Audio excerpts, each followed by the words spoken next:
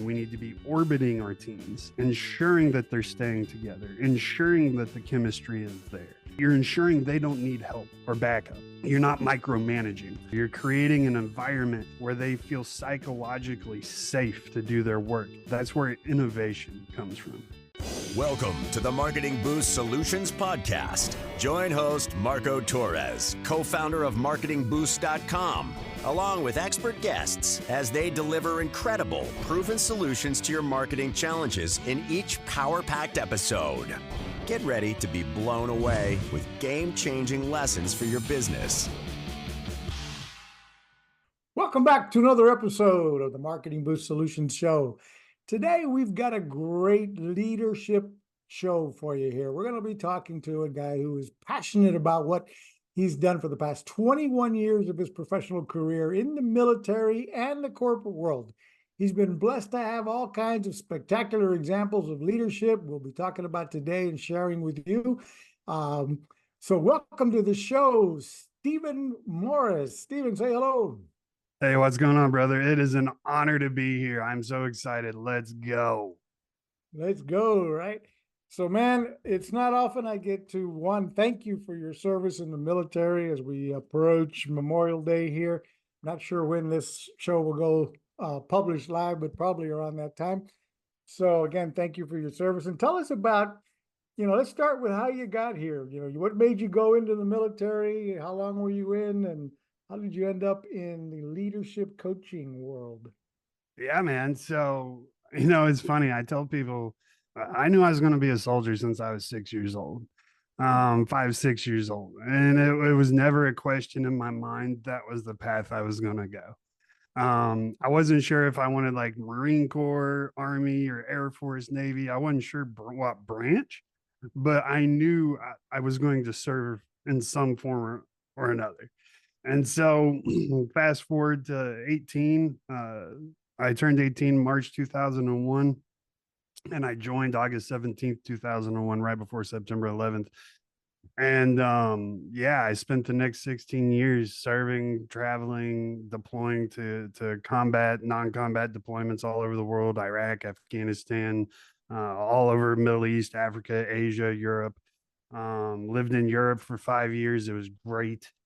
And then in 2013 I got shot a couple of times, and ultimately ended my career in 2017. Unfortunately, didn't make it the full 20. Is what it is. Great story. But so you had to retire before your 20th year? Was that because of the injury? I got medically retired instead of getting the full 20-year retirement. So, getting out in 2017, I had no idea what to do, right? Like, the military was my entire life. It was my identity. It was my essence, my being. It was everything. You know what I mean? So, I didn't know what to do. So I did what you're supposed to do, right? I just joined the corporate world, and I excelled, as far as the work. I excelled. As far as the people, oh man, I had a lot to learn. You can't talk to people in the civilian world and the corporate world like you do in the military, right? You can't treat them that way, like they're soldiers, right? And I did not understand that. I thought I was being a great leader. Fortunately for me, I had an amazing mentor that I just accidentally stumbled upon, who was also a retired Army vet. But this is like 20 years removed. So he'd been out for a hot minute in the corporate world. And so he recognized instantly what I was going through, and he started coaching me and teaching me and mentoring me out of it. And then I met my now wife, who also helped me understand that I was an arrogant D-bag, to put it mildly. And I needed to tone down. I just needed to tone everything down. And that being said, that 3.5 years that I spent in the corporate world, it was a dark time for me. Like I said, all my identity was wrapped up into the military, the camaraderie, the esprit de corps, the brotherhood, like everything was gone. I came from a high octane, alpha driven environment where everything's competition. Everyone's trying to stand out. Like, I come from this world of just hardcore, and then I go into the corporate world where everybody just wants to go home at 5 o'clock. And that blew my mind. I didn't understand that part at all. So, but anyway, because my identity was so wrapped up in what I did and now what I had lost, that I just went into this horrible depression. I gained 80 pounds in 10 months. Like, yeah, insane, incredibly unhealthy, which just made me even more depressed, right? And so I was I was like, man, I got to do something. I got to make a drastic change. So I completely reoriented my life 100%. I moved to a different state, just everything. And I was like, I hate the corporate world. I don't want to be here. I don't want to do this the rest of my life. So one of the benefits of spending that 3.5 years in corporate, I realized that, corporations are great at training managers, not great at training leaders, but they use the word synonymously, not realizing they're two different things. A manager is, I describe it as being nuts and bolts, and a leader is people, right? A manager's machine, leaders people. So I'm seeing this problem. I'm like, I can teach this, because in the military, that's part of what I did. That's part of who I was. I had great, amazing examples of leadership in the military. I've been to all the best military leadership courses. I was like, I can take this, translate it into civilian, and then teach it and help people become the leaders that they should be, help corporations get the leadership that they need. And so that's how I got into the entrepreneurial space of mentoring, coaching, facilitating, leadership training, and team building. And even still, I mean, that doesn't sound like an easy leap. You did it, how did you do that? I mean, you go from corporate and walking away from corporate to launch your own leadership business, coaching business. I can't even imagine how that starts. I mean, I can, but you've got to have big pair of pants to wear to step out, and or did you do it slowly? What was that process? How did you kind of burn the candle at both ends and keep the corporate job until you had this growing, or did you just cut the cord and launch? It was a little bit of both. Started slow, burning the candle at both ends. Like I said, I come from a high octane world, so I can burn the candle at both ends anyway. That's cool. I enjoy doing that. But it started off pretty slow. Huge monetary investment, man, like huge. Um, I'm a big believer in not reinventing the wheel, so I went and hired a bunch of coaches that had already done this before, and to teach me how to do it. So from there on, I got the coaching I needed. I started my own podcast. I started learning about marketing and sales, reading books like Building a Story Brand by shoot, who dang it, Donald Miller, Building a Story Brand by Donald Miller, reading books like Atomic Habits by James Clear, just really trying to develop myself and further develop my skills. Um, I really had to get in touch with like the EQ piece of things. I learned really quick that I can't coach people or mentor people like me, right? Like I had to learn that I'm a unique person. You're a unique person. What works for me doesn't necessarily work for you. The model will work for you, but I get up at 4 o'clock in the morning and go run. You might be a night out and you don't get up till 11. That's okay. It's about what you do with the time that you have, not mirroring exactly my routine. It's about making your own, custom to you. So I had to learn that the hard way. That was a really hard process. But yeah, man, it When you was say that hard process, you mean hard in that you can't expect the people you're coaching to follow your lead here, to follow like they would in the military. So this is what we got to do. They won't do that. So you got to work with them on their terms, or What do you mean by A that? little bit of that, but it was more of just me understanding, like, for example, you're my client and you're like, Stephen, I really like what you do, like your morning routine. I'm like, okay, well, my morning routine, I get up at 4, I go run, I read, I eat breakfast, I do my hygiene, take shower, shave stuff. Then I meditate for a little bit, and then I go to work, and I work until 2100 hours, 9 o'clock at night, and then I go hang out with my wife for a few hours, and then I go to bed, then I get up and do it over again.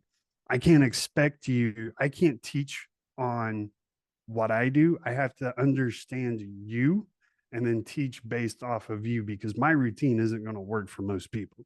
Now, one of the things I hear you saying, and that's what I was looking to get to, is how, how you got here and you invested in you.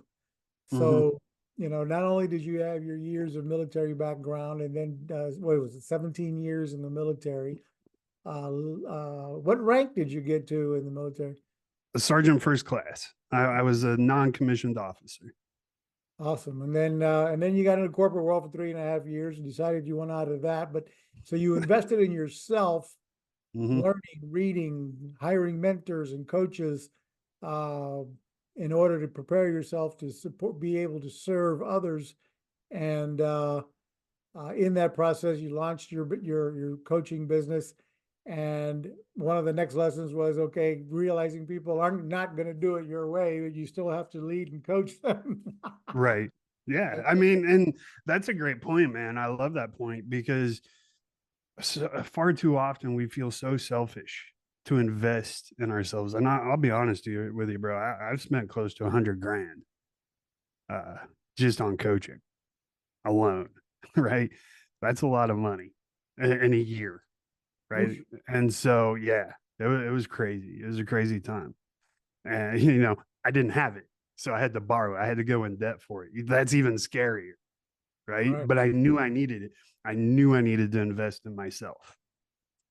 We feel so selfish. It's like the world ingrains it in our brains that we're supposed to give, give, give, but we never take time for ourselves, and part of my weekly routine is I take 3 hours a week, guaranteed, usually on Sundays, where I just shut my phone off, shut everything off, to invest in myself, just be with my thoughts, work through my emotions, prepare for the next week to come. And when I tell people that, they're like, man, I can't do that, I got kids. It's like, if you're serving other people and you're operating at 40%, that's all you can give them.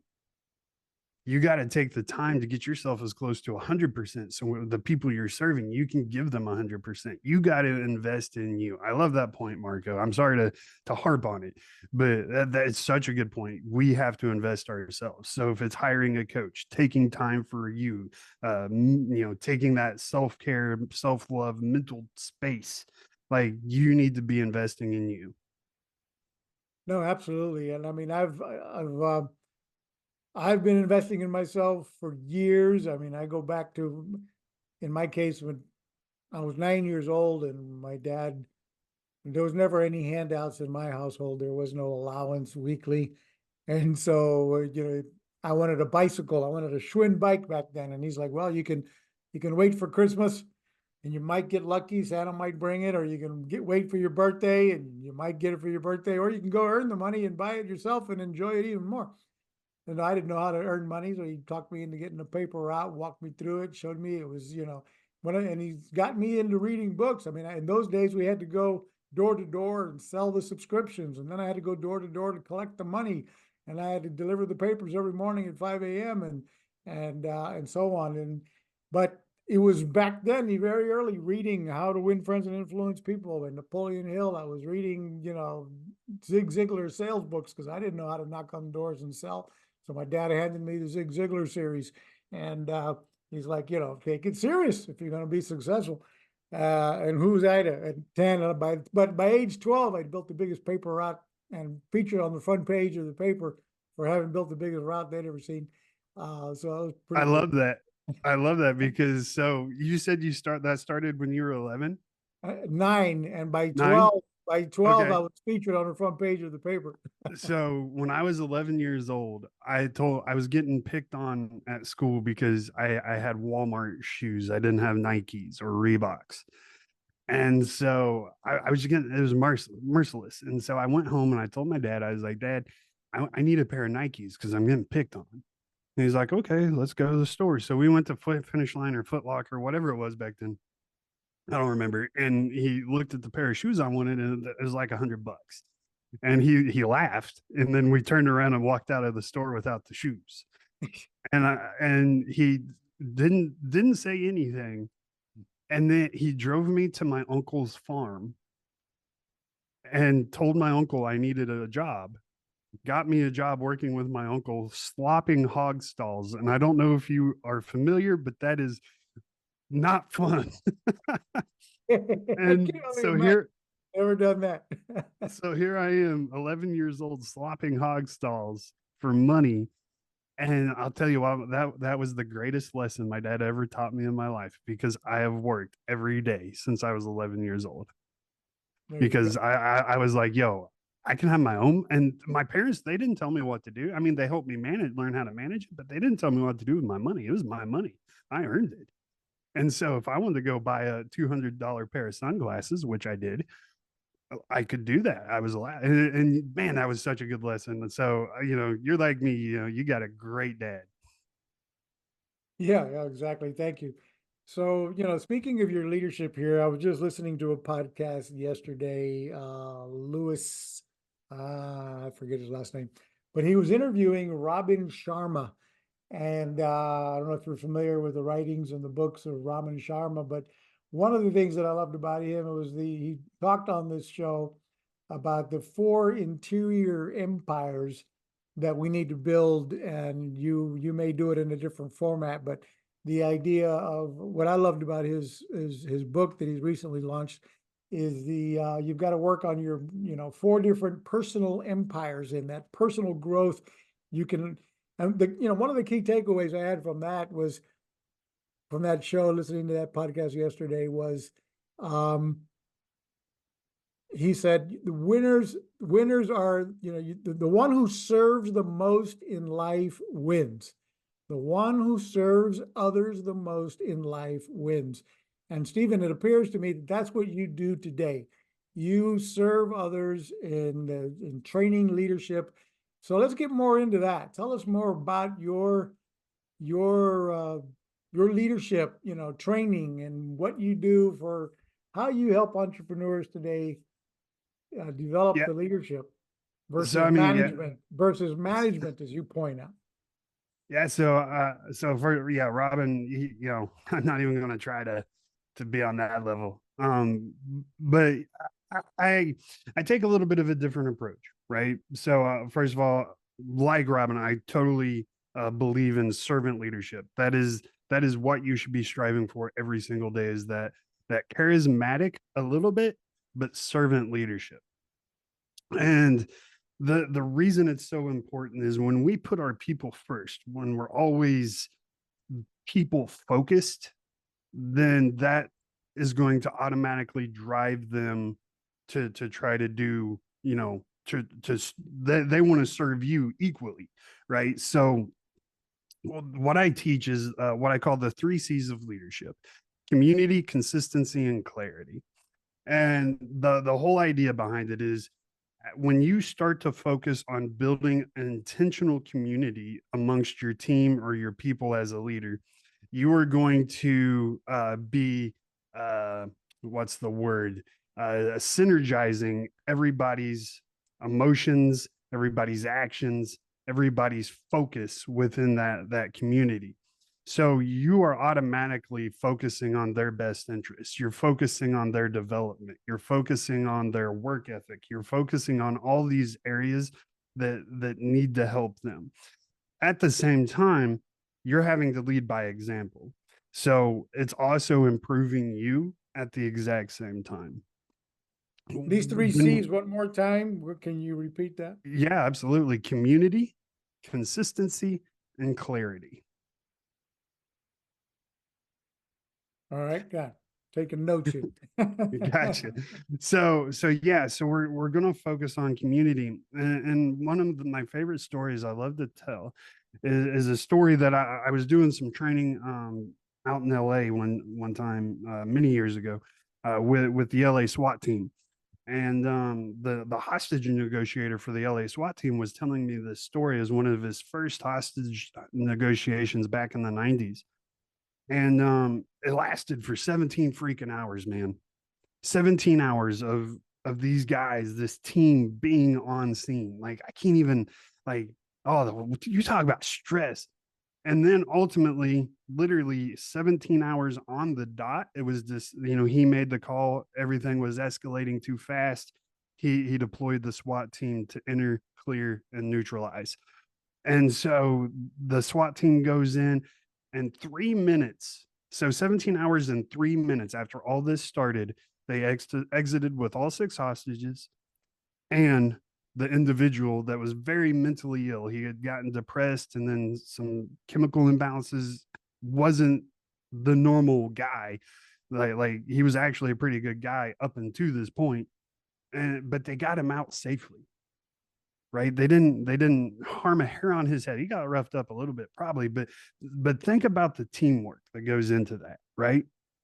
And so when we think about the teams like this, or SEAL Team 6, or Army Rangers, or Special Forces, whatever, when we think about these elite teams, we think about the amount of training that goes into it. That training is hard skills. Marco, I can teach you how to shoot. If you've never shot a gun, give me a day and you will shoot just like me, right? Those are hard skills. That doesn't make the team. The soft skills are what makes the team.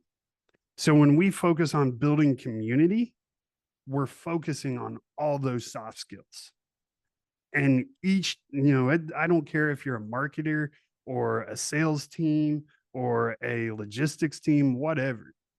We can make those teams exactly, you're going to work with SEAL Team 6 every single day.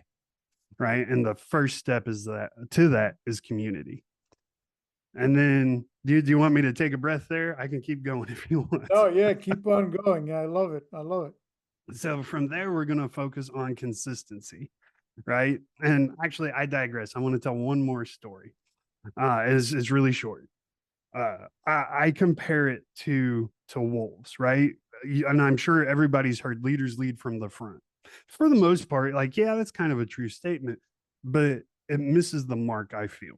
So I like to compare leadership to a wolf, right? The leader of a pack of wolves. He doesn't travel in the front, he doesn't travel in the middle, and he doesn't travel in the back. The leader of a pack of wolves will orbit the entire pack. And we're talking, if it's, 20 wolves, we're talking a quarter of a mile, maybe even more, that he's having to run in a giant circle around this pack. The reason he does it, one, to protect the pack from attacks from the front from the sides, the flanks, and the rear. He's also doing it to ensure the entire pack stays together, and he's doing it to ensure the entire pack is doing their job. So as leaders, when we're building these communities, when we're focusing on being consistent, and when we're focusing on clarity, that's what we need to be doing. We need to be orbiting our teams, ensuring that they're staying together, ensuring that the chemistry is there, ensuring that they're doing their jobs, ensuring that, and when I say ensuring they're doing their jobs, I mean more so you're ensuring they have the resources, right? You're ensuring they don't need help or backup, whatever the case may be. You're not micromanaging. And then, as you orbit, like the team feels safe, they feel secure. You're creating an environment where they feel psychologically safe to do their work. And when a team feels psychologically safe, that's where innovation comes from. Anyway, I wanted to share that because that's one of my favorite analogies. Anyway. I didn't know that really about the wolves. That's interesting. Right. Yeah, because obviously the leader of the wolf of the pack there is, he keeps everybody in line and make sure he maintains his authority. But I didn't realize the circling and the orbiting. That's pretty cool. Yeah. Yeah. And the reason I love that story is because a lot of times, and I'm sure you've heard it, we've all we've all heard it, and we're probably all guilty of saying it. Man, I didn't sign up for this, or that's not my job, whatever the case may be. I'm here to tell you right now, if you're a leader of a team, it ain't easy. It ain't supposed to be easy. It's intense. It's going to be intense. You got to work harder. You got to work smarter. You got to work faster. That's your job as a leader. It's not supposed to be easy. The good news is when you embrace it and you learn, it gets easier as you go. It's not hard for that wolf to run like that because he's strong, he's in shape, he's mentally focused on his task, he understands why he's doing it. It makes it a whole lot easier when all those pieces are in place. And that's the reason I really love that story. It's leadership ain't easy, man. It's not supposed to be easy. But anyway, so like we get to consistency, right? And people are like, oh yeah, it's impossible to be consistent.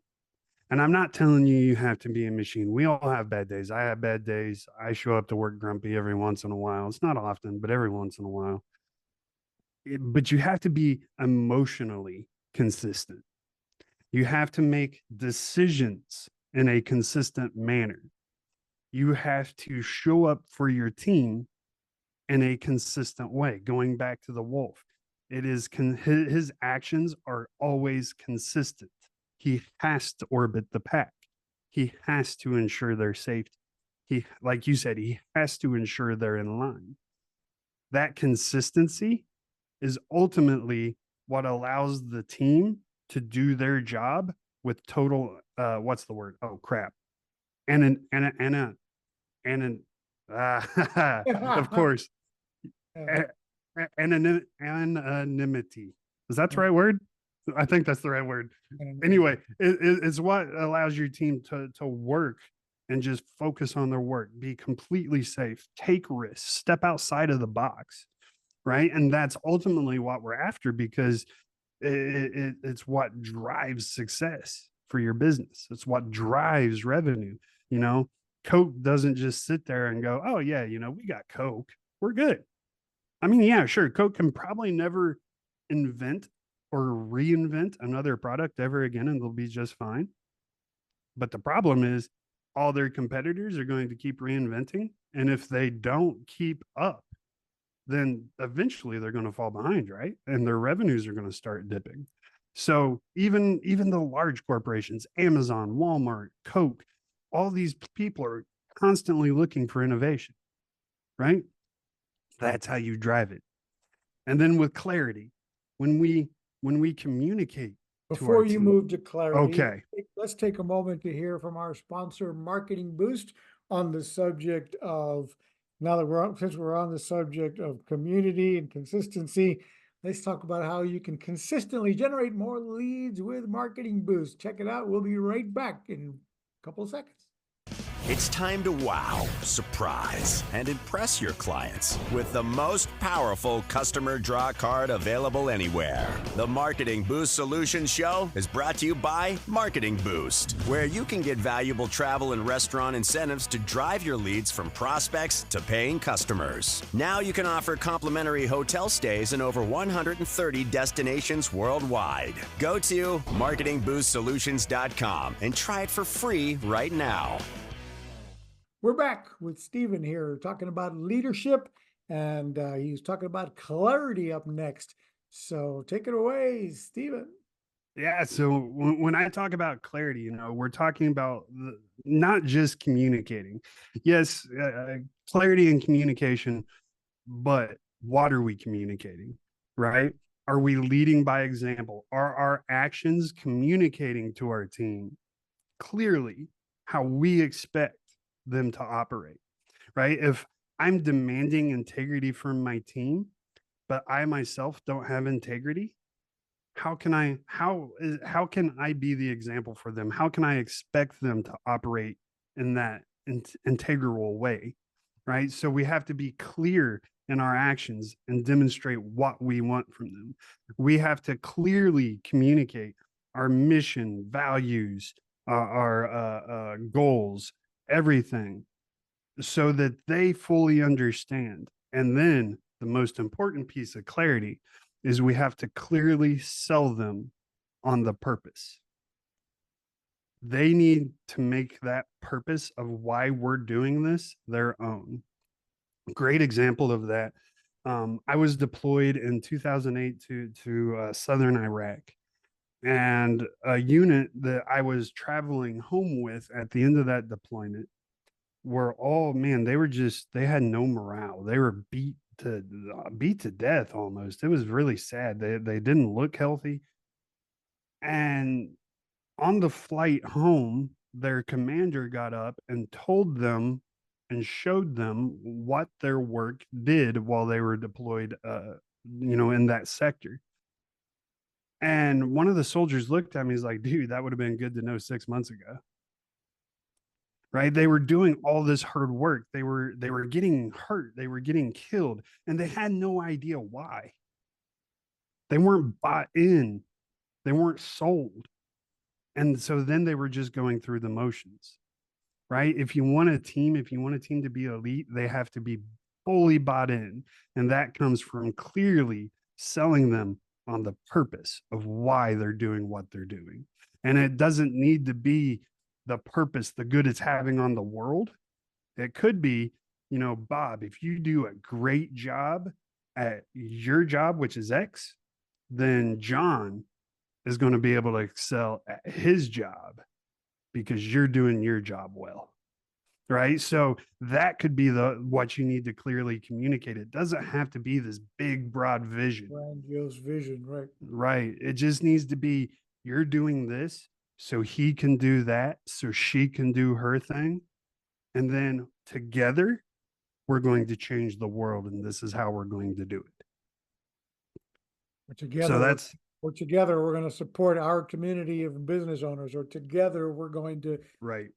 Because obviously change the world is a big and lofty thing, right? But your impact with your clients, your community, your circle of influence, I guess in a way you could say it can change the world but even if you bring it down a little, a little closer to what can you really influence, and that can be big. So I get your point. And that might be, again, making it clear, creating that clarity, that your people know exactly what they're doing, what they're influencing. Again, that story with the military guys makes a lot of sense, because putting your life on the line and not knowing exactly what, not being sold on why, could lead to, terrible morale. Yeah, horrible. But it doesn't just have to be risking your life. I mean, imagine going and doing a seemingly it seems like just a meaningless task. Maybe you're just putting 3 screws in a refrigerator unit, right? And how can that possibly be important? Well, those 3 screws in that refrigerator, good grief, I can't talk, unit, are maybe that's going to a hospital where they can store life-saving blood, right? That's a pretty big impact. Think about how many lives you're helping save just by putting in 3 screws, right? It's understanding that, yes, your job may be boring. Yes, it may seem like it doesn't matter, but it does. A janitor at a school, that's a pretty important job, right? Because you're wanting your kids to go to a clean and healthy place to learn, right? A kid can't learn if it's in a dirty place. So, I mean, everything we do, as long as, if we try, we can make that vision clear, that purpose clear. And when people buy into that, man, it elevates everything so much higher. And we just heard a little bit about your, building the 3 C's of leadership: community, consistency, clarity. If you're watching on YouTube or listening on a podcast, we are currently looking at his page, renowned leadership.com. Renownedleadership.com is where you can come here and follow and contact Stephen here for leadership. He's got a number of free resources here available as well. You want to tell us about what they might find on here on the free resources tab? Yeah, I got a lot of things. First and foremost, at the very bottom, is a resource for exiting veterans. I think it's at the very bottom. I'm pretty sure it is. I don't remember. But anyway, yeah, it's how to what to expect as you're leaving the military. Yeah, there you go. From combat to the corner office. Love that title. I didn't come up with it, unfortunately. But yeah, so I mean, you're gonna get that if you're exiting the military. It's really helpful just to help you get things in line before it happens and what to expect once you do. We got a LinkedIn profile booster on there. We got how to help get your team and your employees engaged on there. Yeah. How to engage with remote teams. You just saw that one. That's probably one of my favorite ones because that's a pretty hot topic right now. So it's how to get more engagement, how to better lead your remote teams. So yeah, completely free. Hop on there. I think it's renownedleadership.com/free. I don't, the screen share is really tiny, so I can't see it, but I'm pretty sure that's what it is. Yeah, So that's where we were. All of the links are down below in the notes, whether you're watching on the pod or listening on a podcast or watching on YouTube or Rumble. Um, we've got more coming right back with Stephen. Don't go away. We're going to hear from our sponsor, Automation Booster, and we'll be right back. Is your business on autopilot yet? Do you have automation in place to capture, nurture, and convert prospects into clients via email, SMS, ringless voicemails, appointment setting? Get all the inbound and outbound marketing tools in one place. Go to marketingboostsolutions.com for more on automating your business so you can make money while you sleep. You just heard from our sponsor, Automation Booster. If you're in business for yourself and you have not automated, if you don't have a CRM system that can help you nurture your leads with emails, texting, voicemail broadcasting, your funnel builder. I've been an internet marketer since 1996.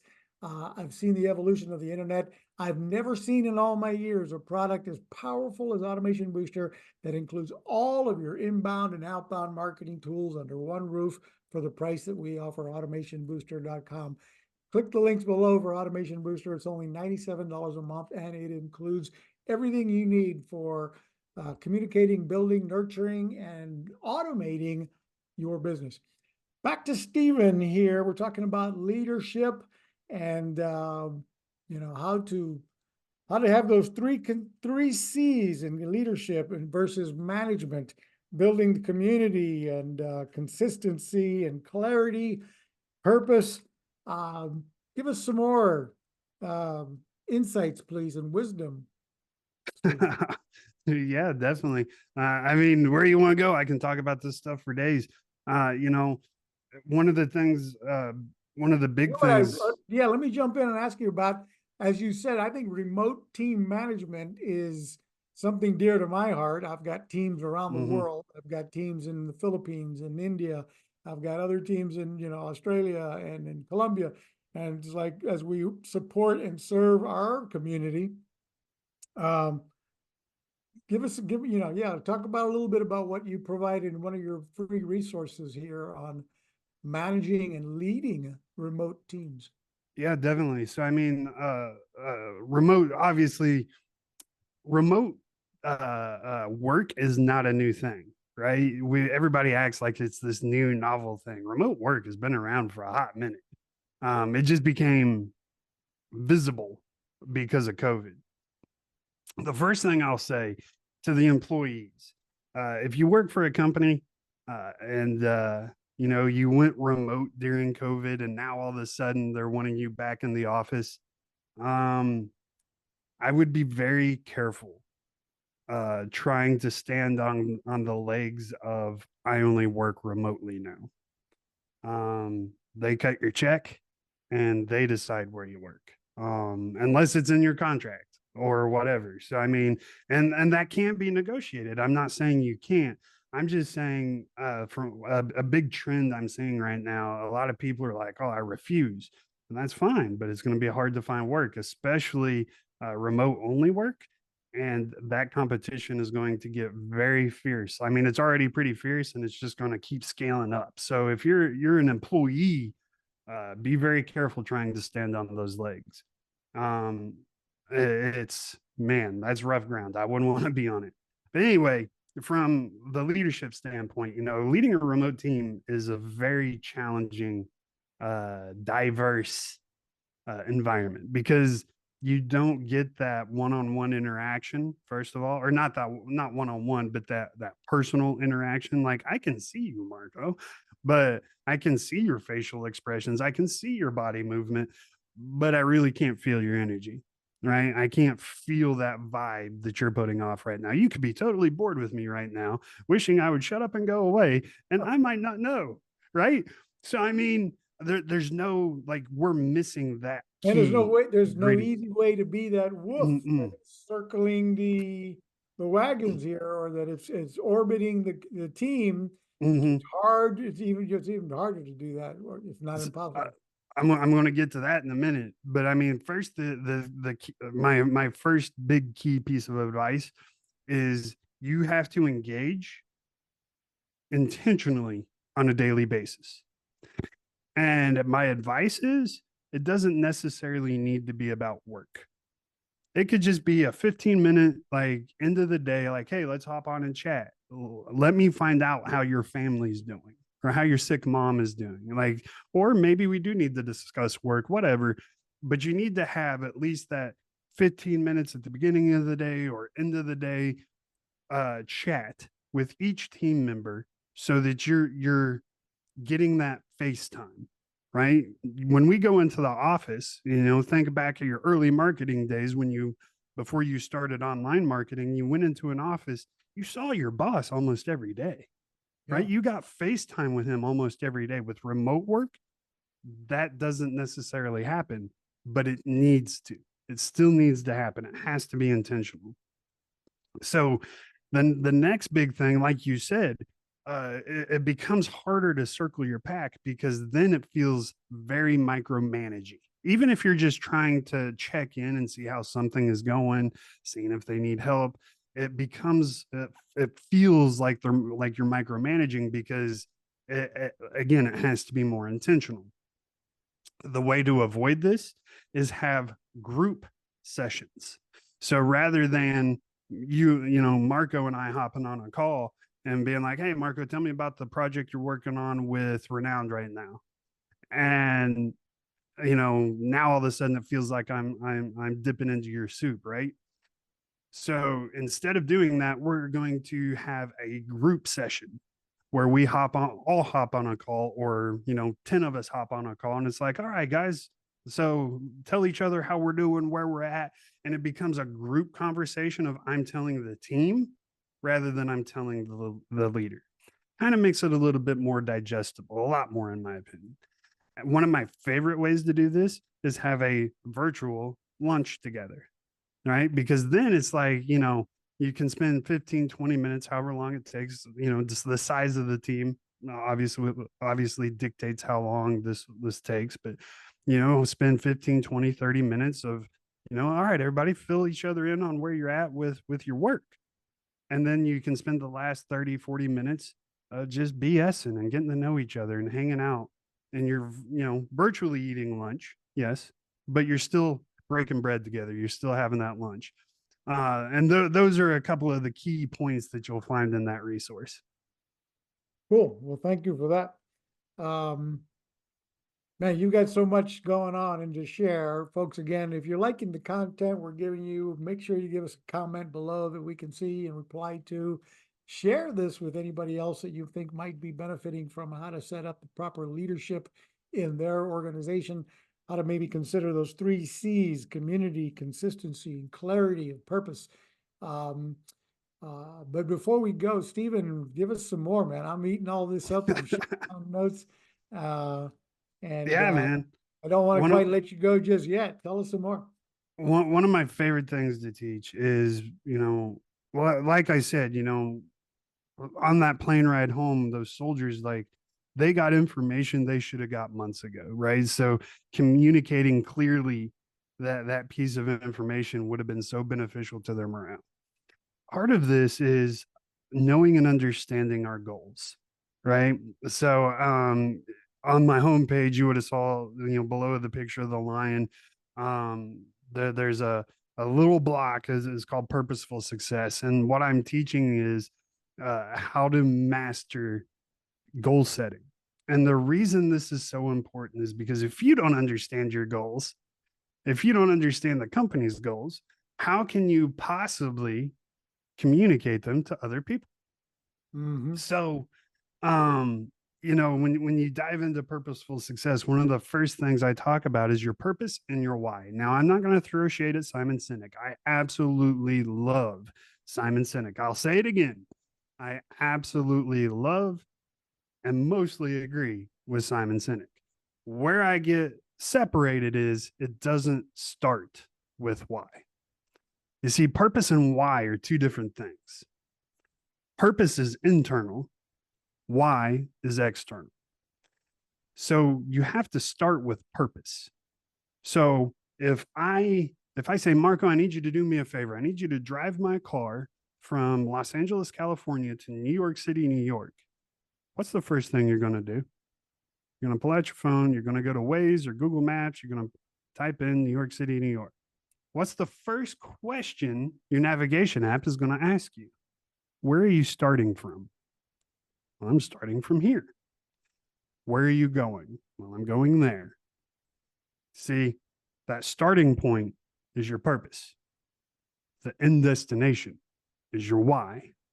Everything in between are the goals you use to get there, right? So think of those as like your stops or your gas points or getting food points, whatever the case.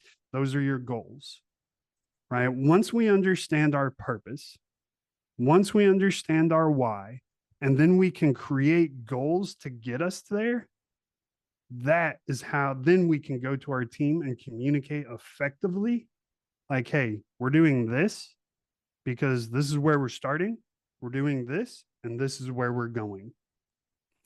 That is like the key. Once you start communicating in that way with your team, they're going to buy in. Like we talked about earlier, you got to sell this to them. They're going to buy in much easier. They're going to buy in much stronger. And suddenly your inspiration becomes their inspiration.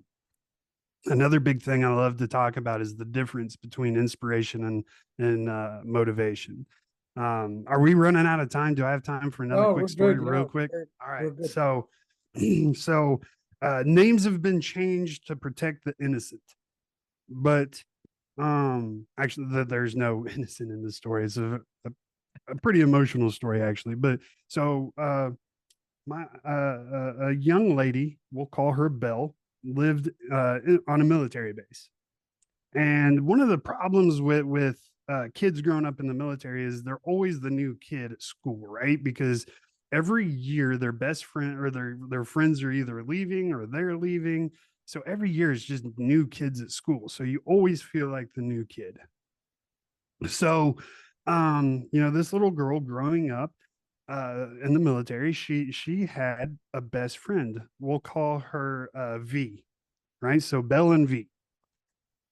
Belle and V had a really unique experience because wherever Belle's family went, V's family followed. And wherever V's family went, Belle's family followed. And it was a constant thing. And it wasn't planned, it's just how it worked out. So V and Belle got to be in school all the way from kindergarten to high school together. Wow. Very unique experience, right? So they're V and Belle are now in high school.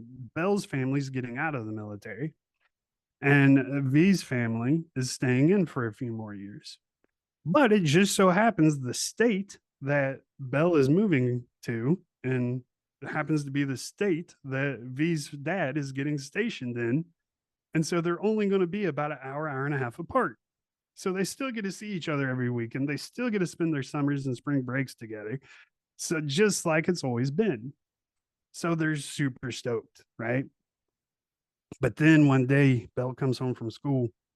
She has a phone call from V's mom. V had gone into the ladies' room at school and passed out. Turns out V, the beautiful young athlete who had never touched a cigarette a day in her life, had stage 4 lung cancer, and she passed away 3 weeks later.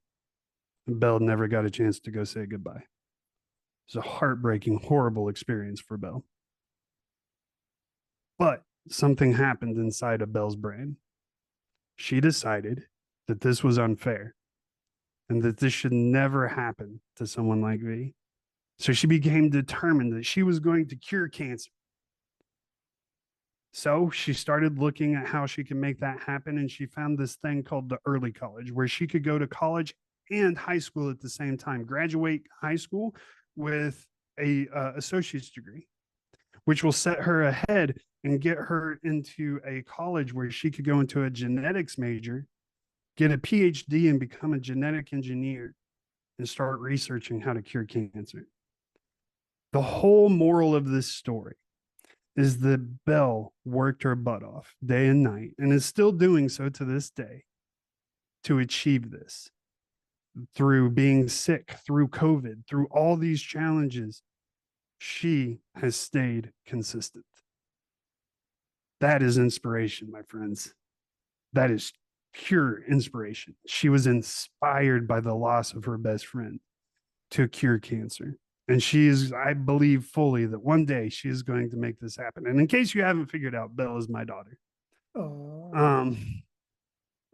So, I have no doubt at all that she is going to cure cancer one day.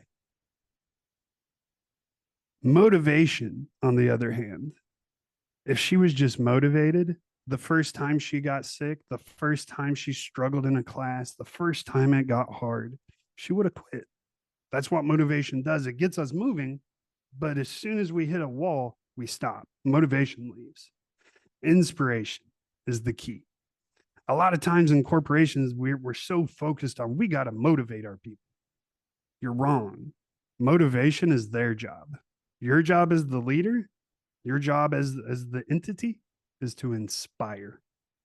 If I inspire Marco on why it's important to be the best marketer in the world, to understand marketing like no other, if I inspire you to do that, then you will use that inspiration to motivate yourself. And that is how, like I said, that's how we change the world, right? Yeah, to inspire my entire organization and so on. Let them motivate. Yeah. Right. So, and that's a big focus we lose, is that we think motivation is key. Motivation is not key. It's like the space shuttle, right? It's got these giant booster rockets that thrust it into outer space at rapid pace. But what happens? Runs out of energy really quick, doesn't it? And once it runs out of energy, what happens? They get shot off the space shuttle. But then you got these consistent boosters, I think they're called, booster engines that slowly keep that motion going. That is inspiration. So we use motivation to get going, but inspiration is what keeps us driving, keeps us pushing, and keeps us from breaking every time we hit a wall. Wow. On that note, I don't think you can top that. Inspiration is the key. I bet you I can, but I understand. Folks, to get a hold of Stephen and learn more about renowned leadership, go to renownedleadership.com. There's a whole tab here with free resources for a variety of different ideas that you might need. The confidence boost, the LinkedIn profile booster, give you exact ideas on how to improve your LinkedIn profile, generate leads from LinkedIn, how to build your remote teams and lead from afar, building stronger bonds with your community. A lot of free materials here. All of this are in the links down below. They're in the show notes if you're watching this, or in the links if you're on YouTube. Please give us a comment below. Tell us what you thought about the content today. Share this with others if you would, and don't forget to subscribe to the channel. Stephen, any other final words of wisdom you'd like to share with our community on how to contact you or what to do next? Yeah, like you said, just go to my website. As soon as you get onto my website, a little shoot, what's it called? Bubble will pop up and it'll say contact, and it has like this AI thing. But when you type in whatever question you have, or hey, I want to talk to you, whatever, that comes directly to me in a text message. It doesn't go to the team or anyone else. It comes directly to me. So if you want to contact me, that is the quickest and easiest way, because it literally comes to me in text form. So, and I check my phone religiously, so I'll get back to you 100% of the time, guarantee it. Final word of wisdom: lead like a champion. Be that person that you wish you had when you were in their position. So just lead like a champion every single day. Lead like a champion. Love that. Well, thank you again for your service, Stephen, and thank you for your leadership training. I'm sure you're serving so many, you're changing the world. Folks, if you haven't, if you if you haven't checked out marketingboost.com, one more plug for Marketing Boost. Marketing Boost provides you the wow, surprise, and delight factor, the ability to give away travel incentives, complimentary hotel stays in 130 destinations around the world, hotel savings cards that come in increments of $1, $2, $3, and $500, and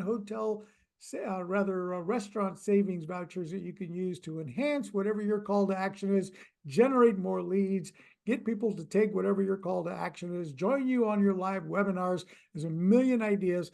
Join our Facebook group, over 30,000 entrepreneurs that are sharing ideas on how to use incentives to help you grow your business. Check out marketingboost.com and the Marketing Boost Facebook group. Again, thank you for your time, and we'll see you on the next episode of the Marketing Boost Solutions podcast. Thank you for your time. Thanks for listening to another episode of Marketing Boost Solutions podcast with your hosts, Captain Marco Torres. Now it's on you. Take the next step now. Go to marketingboostsolutions.com for more on how you can wow, delight, and surprise your clients with the most amazing draw card on the planet. So stay thirsty, my friends. Stay thirsty for knowledge. See you next time.